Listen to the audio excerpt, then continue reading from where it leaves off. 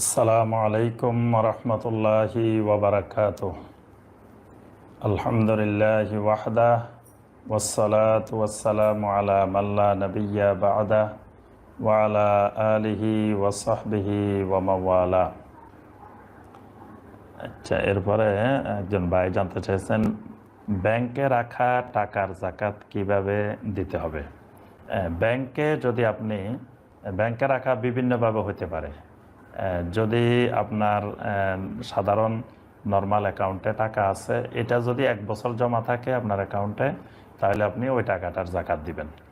আর যদি আপনার টাকাটা 3 মাস 6 মাস বা 1 বছর 2 বছর এরকম মেয়াদে রেখেছেন আপনি, এবং এই টাকা যে কোনো সময় যে কোনো মুহূর্তে আপনি তুলে ফেলতে পারবেন, তাহলে আপনি এই টাকাটারও যাকাত দিবেন।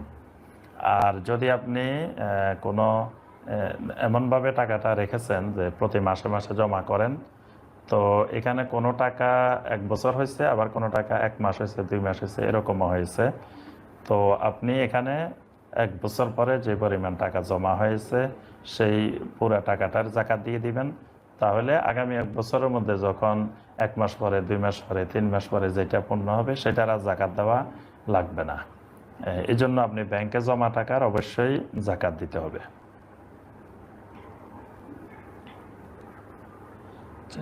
যা ইনকাম করে তার মধ্যে 60% যদি হারাম থাকে তাহলে কি যাকাত দিবে?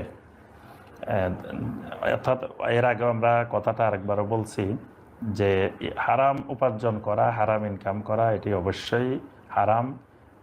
নবী সাল্লাল্লাহু আলাইহি ওয়াসাল্লামের ব্যাপারে কঠোর সতর্কবাণী উচ্চারণ করেছেন যে ইন্নাল্লাহা তাইয়্যিবুন লা ইয়াকবালু ইল্লা তাইয়্যিবা।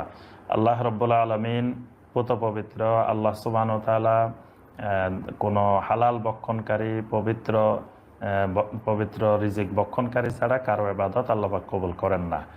তো এই জন্য আবার যিনি হারাম উপার্জন করেন তিনি নামাজ না পড়ে বা ইবাদত বন্দেগী না করে বসে থাকবেন না। তিনি অবশ্যই সালাত আদায় করবেন, পাশাপাশি তিনি হারাম উপার্জন ছেড়ে দিবেন। তিনি সিয়াম পালন করবেন, হারাম উপার্জন ছেড়ে দিবেন, এবং তার সম্পদের উপরে যদি যাকাতের নেসাব পরিমাণ হয় তিনি সম্পদের যাকাত দিবেন।